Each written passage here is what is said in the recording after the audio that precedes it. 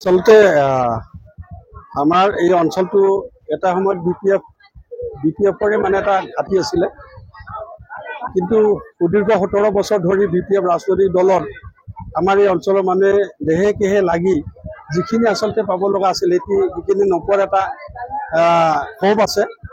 আৰু সেই ক্ষোভৰ কাৰণে আমাৰ এই অঞ্চলটোত এতিয়া যিহেতু আমাৰ প্ৰমোদ বড়ো ডাঙৰীয়াৰ UPPL দলৰ যিটো সবল নেতৃত্ব, প্ৰমোদ বড়ো ডাঙৰীয়াৰ যিটো মানে তেওঁৰ কাম কৰাৰ যিটো মানে ষ্টাইল, তেওঁৰ যিটো মানে কামৰ যিটো পৰিকল্পনা কৰি যিটো আগবঢ়াৰ যিটো মানে ধৰণ, এই গোটেইখিনি ৰাইজে একচুৱেলি ভাল পাইছে।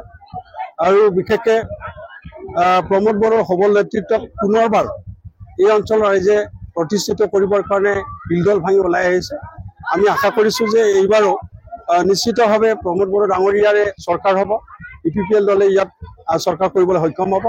আৰু আমি আশাবাদী যে UPPL দলৰ যি নেতৃত্ব প্ৰমোদ বড়ো ডাঙৰীয়া, তেখেত এজন সংগ্ৰামী হয়, তেখেত আমাৰ মাটিৰ মানুহ হয়। আমাৰ অতি পিছপৰা অঞ্চলটোক আগুৱাই আনিবৰ কাৰণে সকলো জাতি জনগোষ্ঠীকে হাতত লৈ কেনেকৈ এই BTRখনক ভাৰতবৰ্ষৰ ভিতৰত এখন সৰ্বাংগ সুন্দৰ অঞ্চল হিচাপে গঢ়ি তুলিব পাৰি, বা অসমৰ ভিতৰত এখন সৰ্বাংগ সুন্দৰ অঞ্চল হিচাপে গঢ়িব পাৰি সকলো জাতি জনগোষ্ঠীক লগত লৈ, সেই কামটো তেওঁ কৰি থকাটো আমি দেখিছোঁ বা ৰাইজে প্ৰত্যক্ষ কৰিছে।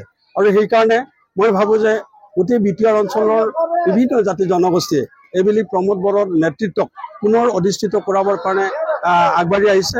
আৰু আমি আশাবাদী যে প্ৰমোদ বড়োৱে যি ধৰণে আগবাঢ়ি আছে সকলো জাতি জনগোষ্ঠীক আগত লৈ বাকী জাতি জনগোষ্ঠী যিমানবোৰ ভূমি সমস্যাকে আদি কৰি বা বিভিন্ন যিখিনি চাকৰি বাকৰিকে আদি কৰি বা যিখিনি জাতি জনগোষ্ঠীসমূহৰ যিবিলাক মানে সমস্যা আছে, এই সমস্যাবিলাক গোটেইখিনি সমাধানৰ যি পৰিকল্পনা কৰি যি ভিজন ডকুমেণ্টছ তৈয়াৰ কৰিলে, সকলো জাতিক লৈ সকলো জাতিৰ সমস্যাবিলাক আগত ৰাখি তেওঁ যিটো ভিজন ডকুমেণ্টছ তৈয়াৰ কৰিলে, ইয়াত ৰাইজ সন্তুষ্ট হৈছে। আৰু সকলোৱে আশা কৰে যে পৰিকল্পিতভাৱে প্ৰমোদ বড়ো ডাঙৰীয়া নিশ্চিতভাৱে এই BTRখনক আগুৱাই আনিব পাৰিব, কাৰণ তেওঁ এজন প্ৰবল মানে নেতৃত্বৰ ব্যক্তি হয়। আমি দেখিছোঁ তেওঁক আপচু নেতৃত্ব লোৱাৰ পিছৰ পৰা সকলো ৰাইজে তেওঁক লক্ষ্য কৰি আছে, তেওঁৰ কাম কাজ। আৰু তেওঁ সঁচাকৈ এজন সঁচা ব্যক্তিত্বৰ মানুহ। তেওঁ এজন অসমৰ এজন বলিষ্ঠ নেতা বুলি ক'ব লাগিব। BTR বুলি নহয়, গোটেই অসমতে তেওঁৰ এটা প্ৰভাৱ আমি দেখিছোঁ। আৰু আমি তেওঁৰ সম্ভাৱনা পাই মই যিটো ৰাজনৈতিক জীৱন আমি উজ্জ্বল দেখিছোঁ। আৰু সেইকাৰণে ৰাইজে তেওঁক আগত ৰাখি তেওঁৰ নেতৃত্বতে গোটেই BTRখনক এখন সৰ্বাংগ সুন্দৰ BTR লৈ ৰূপান্তৰিত কৰিব পাৰিব বুলি আশা ৰাখি তেওঁৰ দললৈকে হিলদল ভাঙি জাতি বৰ্ণ ধৰ্ম ভাষা নিৰ্বিশেষে সকলোৱে আহি যোগদান কৰিছে। আজি যিটো যোগদান কাৰ্যসূচী, ইয়াত সঁচাকৈ মানে অতি অভিভূত হ'বলগীয়া কথা, কাৰণ এই অঞ্চলৰ বহুতো আই মাতৃসকলে, ডেকা গাভৰুসকলে, বৃদ্ধসকলে ওলাই আহিছে স্বতঃস্ফূৰ্তভাৱে যে UPPL দলক যোগদান কৰি আজি তেওঁলোকে UPPLৰ হৈ কাম কৰিবলৈ ওলাই আহিছে। আমি আশা কৰিম যে এইবেলি এই দৰঙাজুলি সমষ্টি নহয় অকল, গোটেই BTRতে যিটো UPPLৰ প্ৰতি যিটো এটা মানুহৰ যিটো ধাৰণা, সেই ধাৰণাৰ পৰিৱৰ্তন আহিছে।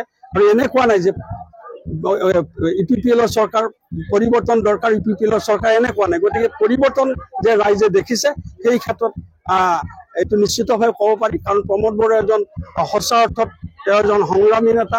আৰু তেওঁ সঁচা অৰ্থত মানুহৰ হৈ কাম কৰিব পৰা যিটো মানসিকতা, সেই মানসিকতা উপলব্ধি আমি কৰিবলৈ সক্ষম হৈছে, এই অঞ্চলৰ ৰাইজে সক্ষম হৈছে। গতিকে পুনৰবাৰ প্ৰমোদ বড়োকে ক্ষমতাত অধিষ্ঠিত কৰিব এটি নিশ্চিত হৈ পৰিছে।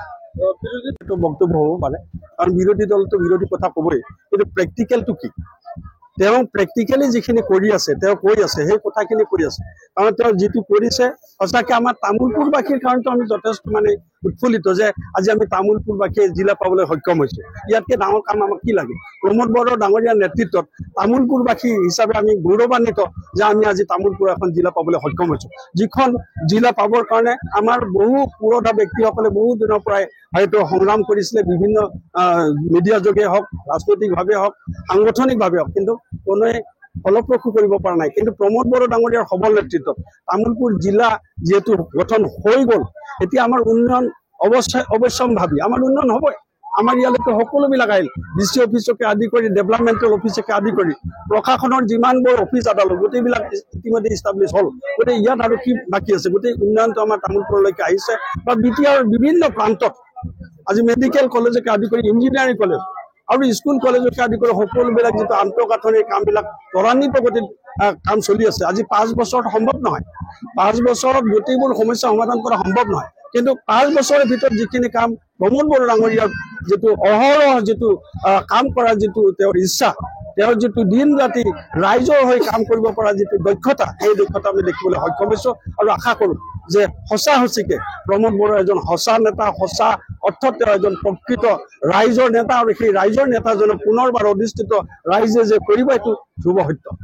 ভাল UPPL দলৰ ইয়াৰ আগতে কিন্তু ইয়াৰ আগৰ বছৰবিলাকত UPPL কেতিয়াও এই দলটো এই সমষ্টিটো উদ্ধাৰ কৰিব সক্ষম হোৱা নাছিলে, কিন্তু এইবেলি আমি আশা কৰিব পাৰোঁ যে এইবেলি এই সমষ্টিটো UPPL দখললৈ যে যাব, এইটো নিশ্চিত হৈ পৰিছে।